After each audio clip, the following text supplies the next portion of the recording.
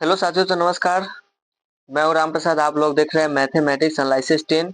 तो मैं इस वीडियो में के अंतर्गत बात करने वाला हूं जो गोधली भाग 2 गदखंड के जो श्रम विभाजन और जाति प्रथा जो चैप्टर है, उस चैप्टर के जो कुछ महत्वपूर्ण प्रश्न है जो बिहार बोर्ड मैट्रिक एग्जाम में जो है बार बार पूछा जा रहा है, वह प्रश्न के बारे में आज हम लोग डिस्कस करेंगे। और ये सारे प्रश्न को हम लोग आज जानेंगे। और यह प्रश्न जो ऑब्जेक्टिव टाइप प्रश्न है और एक एक प्रश्न जो है एग्जाम के लिए एक महत्वपूर्ण है, क्योंकि इस जो भी प्रश्न अभी जो हम बताने वाले ये सारा प्रश्न जो है ये सब प्रीवियस ईयर क्वेश्चन, ये सब PYQ क्वेश्चन है। तो आप लोग जो है इस वीडियो के में बने रहिएगा। अगर आप चैनल पर नए हैं तो चैनल को सब्सक्राइब कर लीजिएगा। अगर आप फेसबुक पर देख रहे हैं तो फेसबुक पेज को फॉलो कर लीजिएगा। तो चलिए वीडियो को शुरू करते हैं बिना देर किए हुए। तो आइए, यहाँ पे सबसे पहले ना बात तो यह श्रम विभाजन और जाति प्रथा चैप्टर से यह सारा जो इम्पोर्टेंट क्वेश्चन जो रहेगा इसमें केवल वस्तुनिष्ठ प्रश्न का बात होगा और इसमें सब VVI क्वेश्चन सब है। तो आप लोग इस क्वेश्चन को जो है ज्यादा से ज्यादा रिवीजन कर लीजिएगा ताकि जो है एग्जाम में जो है कोई दिक्कत ना हो। तो चलिए हम लोग पहला क्वेश्चन की बात कर लेते हैं। तो पहला नंबर जो क्वेश्चन रहेगा वो आपको स्क्रीन पर इस प्रकार कि पहला नंबर क्वेश्चन है कि श्रम विभाजन और जाति प्रथा के लेखक कौन है। मतलब कि श्रम विभाजन और जाति प्रथा के लेखक कौन है। आपका ऑप्शन है, पहला नंबर में है महात्मा गांधी, दूसरा नंबर में है जवाहरलाल नेहरू और तीसरा मतलब ऑप्शन सी है राम मनोहर लोहिया और ऑप्शन डी है भीमराव अंबेडकर। तो साथियों इसका जो सही आंसर होगा यानी करेक्ट आंसर जो होगा वो क्या होगा, तो करेक्ट आंसर होगा डॉक्टर भीमराव अंबेडकर, यानी ऑप्शन नंबर डी सही होगा। ये सब क्या हो जाएगा, ये सब गलत। चलिए इसके बाद दूसरा नंबर प्रश्न की बात करें तो दूसरा नंबर प्रश्न आपके स्क्रीन पर इस प्रकार रहा कि दूसरा नंबर क्वेश्चन है कि श्रम विभाजन एवं जाति प्रथा गद्य की कौन सी विद्या है। मतलब कहने का अर्थ हुआ कि ये कहानी है या भाषण है या निबंध है। तो इसके कहने का अर्थ हुआ, तो देखिए तो ये जो है श्रम विभाजन और जाति प्रथा ये जो क्या है, तो यह एक प्रकार का क्या है, तो यह एक प्रकार का क्या है, तो ये जो है यह एक प्रकार का निबंध है। यह एक प्रकार का क्या है, तो निबंध है। यह कहानी नहीं है, नहीं भाषण है, नहीं ललित निबंध है, यह एक प्रकार का क्या है, तो निबंध है। तो ऑप्शन नंबर सी हो जाएगा करेक्ट आंसर। चलिए इसके बाद अगर हम नेक्स्ट यानी चौथा तीसरा नंबर प्रश्न की बात करें तो तीसरा नंबर प्रश्न क्या बोल रहा है कि श्रम विभाजन और जाति प्रथा शीर्षक निबंध का भाव है। ऑप्शन ए है जाति प्रथा की व्यर्थता, ऑप्शन बी है छुआछूत, सी है भेदभाव, ऑप्शन डी में है सभी गलत है। तो देखिए इसका जो सही आंसर होगा, सटीक आंसर क्या होगा, मतलब कहने का अर्थ हुआ कि श्रम विभाजन और जाति प्रथा से जो है इस निबंध से क्या भाव उत्पन्न होता है। तो यह इस मतलब इससे क्या उत्पन्न होता है, तो इसमें जो उत्पन्न होता है वो जाति प्रथा की व्यर्था, यानी ऑप्शन नंबर ए सही होगा। यानी ऑप्शन नंबर ये सही, जाति प्रथा की व्यर्थता है ना। अच्छा इसके बाद यह प्रश्न जो है, यह प्रश्न जो इम्पोर्टेंट क्वेश्चन है, यह प्रश्न जो है बार बार पूछा जा रहा है। तो आप लोग जो इस वीडियो को ज्यादा से ज्यादा शेयर कर दीजिएगा, है ना, और लाइक भी करिएगा। और इसके साथ साथ जो लोग इस चैनल पर नए हैं वो चैनल को क्या करेंगे, तो चैनल को सब्सक्राइब भी कर लेंगे, है ना। इसके बाद इसी के साथ हम लोग चलते हैं इसके बाद चौथा नंबर प्रश्न पे। तो चौथा नंबर जो प्रश्न है वो क्या कह रहा है कि श्रम विभाजन यानी कि श्रम विभाजन कैसे समाज की आवश्यकता है, यानी श्रम विभाजन कैसे समाज की आवश्यकता है। ऑप्शन नंबर ए में कह रहा है कि सभ्य समाज की, ऑप्शन बी बोल रहा है और सभ्य समाज की, ऑप्शन सी में है दोनों सही और ऑप्शन डी में है सभी गलत है। तो साथियों ये जो श्रम विभाजन की जो आवश्यकता है, ये सबसे ज्यादा जो आवश्यकता है ये सभी समाज के लिए आवश्यकता है। यानी कि ये कहने का अर्थ हुआ कि जितने भी समाज है ये सारे के लिए क्या है, कि सारे के लिए यह आवश्यकता है। मतलब कि जो ऑप्शन नंबर कौन नंबर हो जाए, तो ऑप्शन नंबर ए हो जाएगा करेक्ट आंसर। चलिए इसके बाद इसी के साथ अगर हम लोग नेक्स्ट प्रश्न की बात करते हैं, पांचवा नंबर, तो भारतीय संविधान का निर्माता किसे कहा जाता है। तो ऑप्शन ए में है मैक्स मूलर, ऑप्शन बी में है महात्मा गांधी, ऑप्शन सी में है भीमराव अंबेडकर और ऑप्शन डी में है बिरजू महाराज। तो साथियों आप लोग को जो है यह बात पता होगा कि ये क्या कहता है कि भारतीय संविधान का जो निर्माता है वो किसे कहा जाता है, क्योंकि यह प्रश्न जो है कई सारे विषयों में भी पढ़ा जाता है ना। जैसे मैं अगर बात करें तो पॉलिटिकल साइंस के अंतर्गत भी आता है, भारतीय संविधान के निर्माता किसे कहा जाता है। तो साथियों भारतीय संविधान का जो निर्माता है वो किसे कहा जाता है, तो भीमराव अंबेडकर को कहा जाता है, यानी option number C is the correct answer होगा। चलिए इसी के बाद अगर हम नेक्स्ट प्रश्न की बात करें, छठा नंबर प्रश्न की, तो भीमराव अंबेडकर का जन्म किस परिवार में हुआ था। यहाँ पे क्या हो जाएगा, यहाँ पे था होगा, यहाँ पे कुछ गलत पॉइंट हो गया है ये, यानी कि भीमराव अंबेडकर का जो जन्म है वो किस परिवार में हुआ था। तो साथियों इसका जो ऑप्शन नंबर ए जो है क्या बोल रहा है, ऑप्शन नंबर ए है ब्राह्मण परिवार में, ऑप्शन नंबर बी है क्षत्रिय परिवार में, ऑप्शन सी है दलित परिवार में, ऑप्शन डी है इनमें से कोई नहीं। तो साथियों आप लोग को जो पता होगा कि भीमराव अंबेडकर का जो जन्म हुआ था वह एक जो है महार जाति, यानी कि ये कहने का अर्थ हुआ, महार जाति कहने का अर्थ ये हुआ, यानी महार जाति मतलब कि ये एक तरह से महार मतलब दलित वर्ग में उनका जन्म हुआ था, यानी दलित, यानी ऑप्शन नंबर क्या हो जाएगा, दलित परिवार, यानी option number C is the correct answer होगा। इसके बाद अगर नेक्स्ट प्रश्न की बात करें तो क्या कहता है, सातवां नंबर प्रश्न क्या है कि भीमराव अंबेडकर के प्रेरणा स्रोत रहे हैं, भीमराव अंबेडकर की प्रेरणा स्रोत रहे हैं क्या है, कि ऑप्शन है कि ए में है बुद्ध, बी में है कबीर, सी में है ज्योतिबा फुले और डी में है उपयुक्त सभी। तो साथियों तो भीमराव अंबेडकर का जो प्रेरणा स्रोत जो था, प्रेरणा स्रोत जो रहे मतलब कि जो उनको जो है प्रेरणा स्रोत तीन व्यक्ति के साथ रहे। जो पहला नंबर में था वो बुद्ध, यानी पहला नंबर में जो थे वो क्या थे, बुद्ध, और इसके बाद दूसरा नंबर में जो था वो था कबीर, और इसके बाद तीसरा नंबर में जो था ज्योतिबा फुले। तीसरा नंबर में क्या था, तो ज्योतिबा फुले तो आपको यहाँ पे उपयुक्त सभी हो जाएगा, यानी ऑप्शन नंबर क्या हो जाएगा, डी। चलिए इसके बाद नेक्स्ट 8वां नंबर प्रश्न की बात करें, 8वां नंबर प्रश्न, यानी कि जब भीमराव अंबेडकर ने भारत के बेरोजगारी का प्रमुख एवं प्रत्यक्ष कारण किसे माना है। तो ऑप्शन ए में बोल रहा है, ऑप्शन ए में कार्य की अकुशलता, ऑप्शन बी में है जाति प्रथा, ऑप्शन सी में उद्योग धंधे की कमी, और ऑप्शन डी में है प्रतिकूल परिस्थिति, है ना। यानी कि जो भीमराव अंबेडकर जो है वो बेरोजगारी को जो है किस प्रकार से माने, मतलब बेरोजगारी भारत में जो किस प्रकार से ये फैला हुआ है।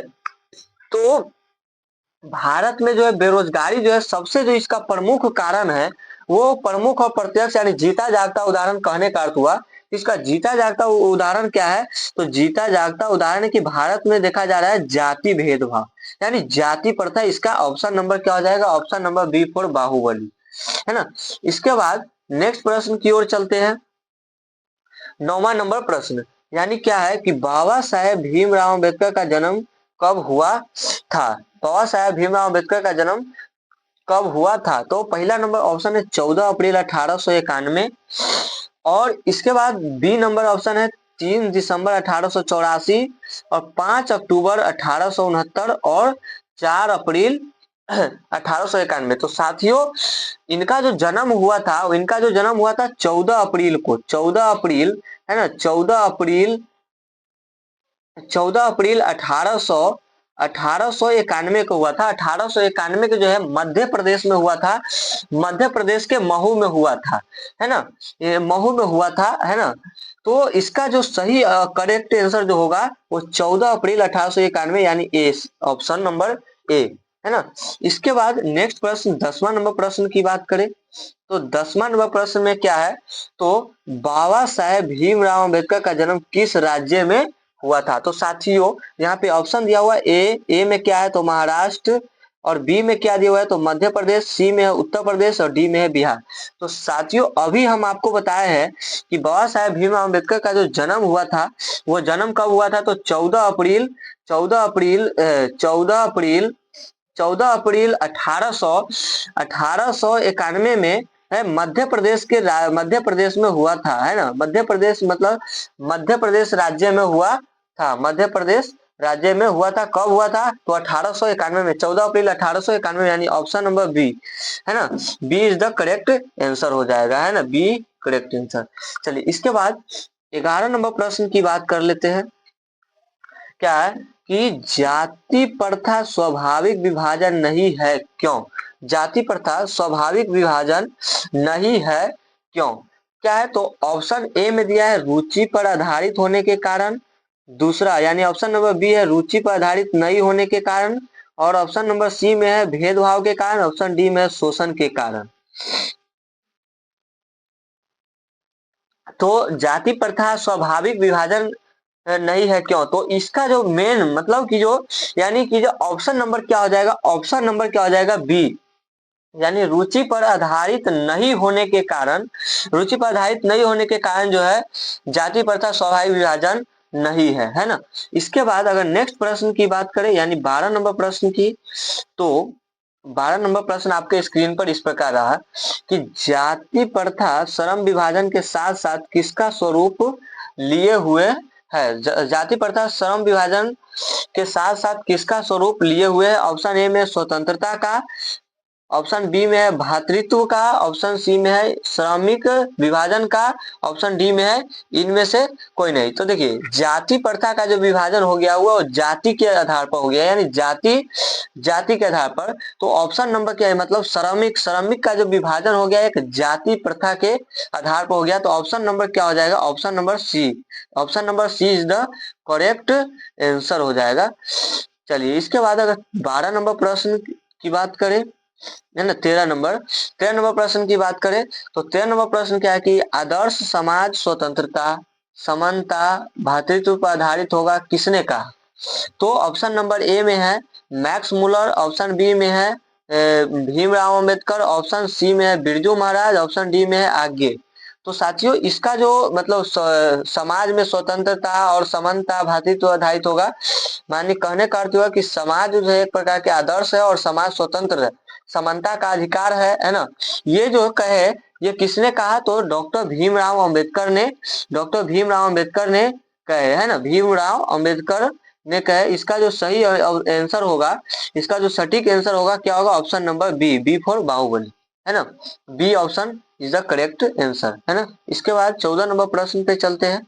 तो 14 नंबर प्रश्न आपके स्क्रीन पर इस प्रकार रहा कि सभ्य समाज की सभ्य समाज की आवश्यकता क्या है?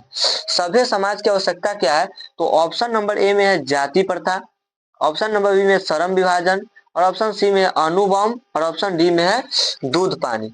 तो सभी समाज की आवश्यकता क्या है? तो इसका जो सही आंसर होगा, सटीक आंसर जो होगा वो क्या है? तो श्रम विभाजन। क्या है? श्रम विभाजन, यानी कि ये मजदूर का विभाजन, यानी ऑप्शन नंबर क्या हो जाएगा, ऑप्शन नंबर क्या हो जाएगा, तो बी, मतलब श्रम मतलब क्या होता है, तो श्रम मतलब इस मजदूर होता है, और विभाजन का मतलब बांटना, है ना। सभ्य समाज की आवश्यकता है क्या है, तो यही श्रम विभाजन। तो आइए इसके बाद अगर हम बात करें 15 नंबर प्रश्न की, तो 15 नंबर प्रश्न आपके स्क्रीन पर इस प्रकार है। अच्छा, भाईचारे, 15 नंबर प्रश्न में क्या कर है, भाईचारे का दूसरा नाम क्या है? तो पहला ऑप्शन नंबर ए में है लोकतंत्र, बी में है राजतंत्र, सी में है समूह, और डी में क्या है, तो डी में है श्रम। यानी कि लोकतंत्र के मतलब होता है कि एक भाईचारा, मतलब सभी को जोड़ के रखना। तो ऑप्शन नंबर क्या हो जाएगा, राजतंत्र का मतलब जहाँ पे राजाओं का शासन, मतलब बड़े बड़े लोग, मतलब जहाँ के राजा लोग जो होते हैं वहां पे, मतलब कि कहीं, मतलब कि जो एक समूह मिला करके और वहां के एक आदमी को जो है, एक आदमी को चुना जाएगा, है ना, जो थोड़ा बड़े, जिसके पास ज्यादा जमीन जायदाद होंगे, जो ज्यादा पूंजीपति वाले लोग होंगे, उसको जो है, उसको चुन करके क्या है, तो एक राजतंत्र बनाया जाता है। तो उसमें भाईचारा कतई नहीं होगा। इसके बाद समूह की बात करें, समूह का मतलब आप समझ सकते हैं कलेक्टिव को होना। इसका श्रम मतलब मजदूरी, तो मजदूरी क्या भाईचारा का दूसरा नाम है? तो नहीं। तो इसका जो सही आंसर होगा, करेक्ट आंसर जो होगा वो क्या होगा, तो सटीक आंसर जो होगा वो क्या हो जाएगा, तो लोकतंत्र। तो लोकतंत्र क्या है, एक भाईचारा का ही दूसरा नाम है ना। इसके बाद अगर 16 नंबर प्रश्न की बात करें, तो 16 नंबर प्रश्न आपकी स्क्रीन पर इस प्रकार है कि भारत में जाति प्रथा का मुख्य कारण क्या है? ऑप्शन नंबर ए में है गरीबी, है ना। ऑप्शन नंबर ए में गरीबी, बी में है बेरोजगारी, सी में है अमीरी और डी में है रोजगार। तो साथियों गरीबी क्या है, जाति प्रथा का मुख्य कारण गरीबी नहीं है। जाति प्रथा का जो मुख्य कारण होता है यानी मेन रीजन होता है, कभी भी देखना देखिएगा तो जाति भेदभाव किसके साथ होता है, जाति भेदभाव किसके साथ होता है, तो सॉरी जाति भेदभाव किसके साथ होता है, जिसके पास जो गरीब है मतलब जो बेरोजगार है, जिसके पास कोई रोजगार नहीं है ना। तो यहाँ पर जो ऑप्शन नंबर क्या हो जाएगा, ऑप्शन नंबर क्या हो जाएगा, तो सी हो जाएगा, ऑप्शन नंबर सी। यह प्रश्न जो है 2019 में भी पूछा गया था, है ना, 2019 में भी पूछा गया था, है ना, यानी फर्स्ट सीटिंग में ही पूछा गया प्रश्न है ना। तो इसका जो सही ऑप्शन होगा ये क्या हो जाएगा, बी फॉर बाहुबली। अच्छा, इसके बाद नेक्स्ट प्रश्न की बात करें, 17 नंबर प्रश्न क्या है कि बुध एंड हिज धम एवं हु आर सुधराज के लेखक कौन है। ऑप्शन नंबर ए में है, ऑप्शन नंबर ए में है Jawaharlal Nehru, option number B में है भीमराव अंबेडकर और ऑप्शन नंबर सी में है Mahatma Gandhi, option number D में है मैक्स मूलर। तो साथियों इसका जो आंसर करेक्ट आंसर होगा वो क्या होगा, उसका करेक्ट आंसर होगा भीमराव अंबेडकर, यानी ऑप्शन नंबर बी, यानी बी में क्या हो जाएगा, भीमराव अंबेडकर। यानी कि ये बुद्ध एंड हिज धम्म का एवं हु आर सुधराज के लेखक कौन है, तो भीम राव अंबेडकर, भीमराव अंबेडकर इनका लेखक है, अंबेडकर, है ना, अंबेडकर। इसके बाद नेक्स्ट प्रश्न की बात करें, क्या कहता है 18 नंबर प्रश्न की। तो साथियों यहाँ पे क्या 18 नंबर प्रश्न कि भीमराव अंबेडकर की पत्नी का क्या नाम था। तो भीम ऑप्शन नंबर ए में है लक्ष्मीबाई, ऑप्शन नंबर बी में है रामाबाई, ऑप्शन नंबर सी में है भीमाबाई और डी में है इनमें से कोई नहीं। तो साथियों भीमराव अंबेडकर का जो शादी हुआ था वो शादी कब हुआ था, तो अगर मान लेते हैं यहाँ पे अगर प्रश्न आ जाए कि भीमराव अंबेडकर का शादी कब हुआ था, तो साथियों भीमराव अंबेडकर का जो शादी हुआ था कब हुआ था, तो 1906 में हुआ था। यानी 1906 में किसके साथ हुआ था, तो रामाबाई के साथ हुआ था। किसके साथ, तो रामाबाई के साथ हुआ था, यानी ऑप्शन नंबर क्या हो जाएगा, ऑप्शन नंबर बी, है ना। इसके बाद अगर नेक्स्ट प्रश्न की बात करें, 19 नंबर प्रश्न की बात करें, तो 19 नंबर देखिए आ ही गया क्वेश्चन, क्या है 19 नंबर, भीमराव अंबेडकर की शादी कब हुई थी। तो साथियों भीमराव अंबेडकर की शादी ऑप्शन नंबर ए में क्या है, तो 1904, ऑप्शन बी में 1905, 1906, 1907। तो साथियों अभी हम आप लोगों को बताए हैं कि भीमराव अंबेडकर का जो शादी हुआ था वो शादी किस वर्ष हुआ था, तो वो हुआ था 1906 में हुआ था। किसके साथ, 1906 में हुआ था किसके साथ, तो रामाबाई के साथ हुआ था। किसके साथ, रामाबाई के साथ हुआ था, यानी उनके पत्नी का क्या नाम हुआ, तो रामाबाई हुआ।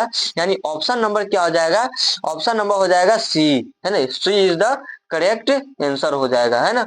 आप लोग अगर अभी तक वीडियो को लाइक नहीं किए तो जल्दी से जल्दी लाइक करके आप लोग जो है इस वीडियो को ज्यादा शेयर कीजिएगा उन लोगों के पास जो इस बार एग्जाम देने वाले। इसके बाद नेक्स्ट प्रश्न की बात करें 20 नंबर प्रश्न की, तो क्या है कि डॉक्टर भीमराव अंबेडकर ने किस प्रथम को आर्थिक पहलू से खतरनाक माना है। मतलब कि जो भीमराव अंबेडकर जो है मतलब किस प्रथम मतलब प्रथम जो है किन पहलुओं को जो है खतरनाक माने हैं, मतलब कि जो एक समाज के लिए सबसे खतरनाक चीज क्या है ना। तो एक समाज के लिए जो सबसे खतरनाक चीज है वो क्या है, तो सबसे पहले ऑप्शन देख लेते हैं। तो ऑप्शन क्या है, ऑप्शन नंबर ए में है सती प्रथा और ऑप्शन नंबर बी में है दहेज प्रथा और ऑप्शन सी में है जाति प्रथा और डी में है बाल विवाह। तो साथियों सबसे जो अहम भूमिका है, जो अहम एक तरह से समाज के सबसे बड़ा जो बम है, जो सबसे बड़ा बम है वो बम क्या है, तो जाति प्रथा। वो बम क्या है, तो जाति प्रथा ही क्या है, तो बम है। वो जाति प्रथा के कारण जो है आज लोगों को एक तरह से क्या है कि एक तरह से भाईचारा नहीं बन रहा है और लोग इसके कारण जो है लोग कई सारे कारणों से कई सारे कार्यों में बाधाएं भी आ जाती है ना, बाधाएं भी आ जाती है। तो इसका जो सबसे जो आर्थिक पहलू जो माने हैं डॉक्टर भीमराव अंबेडकर जी ने, तो ये किनको माने हैं, तो जाति प्रथा को ही माने हैं, जाति प्रथा। यानी ऑप्शन नंबर क्या हो जाएगा, सी, ऑप्शन नंबर सी हो जाएगा। तो साथियों, अगर यह वीडियो अगर आप लोगों को अगर यह समझ में आया होगा तो वीडियो को लाइक कर दीजिएगा और चैनल को सब्सक्राइब कर दीजिएगा। और इसके बाद अगर हम नेक्स्ट चैप्टर भी लाएंगे कल, तो नेक्स्ट चैप्टर में रहेगा 20 की दांत, यानी 20 की दांत है ना, यानी उसका जो लेखक है वो क्या है, तो नलीन बिलोचन शर्मा जी के बारे में हम कल डिस्कस करेंगे। अगले वीडियो में जो है उनका पूरा प्रोसेस यानी पूरा ऑब्जेक्टिव प्रश्न को हम लाएंगे और इसके साथ साथ सब्जेक्टिव प्रश्न भी लाएंगे, जो है ना, जो बिहार बोर्ड के लिए जो इम्पोर्टेंट होगा, जो प्रश्न जो है इम्पोर्टेंट होगा उस प्रश्न को लाएंगे। केवल PYQ जो है PYQ प्रश्न को हम लाएंगे। और PYQ में जो है जितने भी अगर आप लोग भी अगर इस बार एग्जाम देने वाले हैं, तो आप लोग जो है केवल एक काम करिए कि अब जो है आप लोग के पास समय नहीं बचा है, तो केवल आप क्या करिए कि 2015 यानी 2015 से, है ना, 2015 से लेकर, या आप कहिए तो 2020 ही ले लीजिए, है ना, 2020 से लेकर और 2025, है ना, और या अगर आप लोग ज्यादा अगर आप एक्सपीरियंस है तो 2015 से लेकर 2025, है ना, ये जो है इतना बीच में, इतना दिन के बीच में देखिए जी क्या क्या प्रश्न पूछा है, कैसे प्रश्न पूछ रहा है ना, उसके आधार पर आप बेस तैयार करिए, ताकि जो है इससे आपको क्या होगा कि एग्जाम में जो है आप लोग को ज्यादा समय नहीं लगेगा।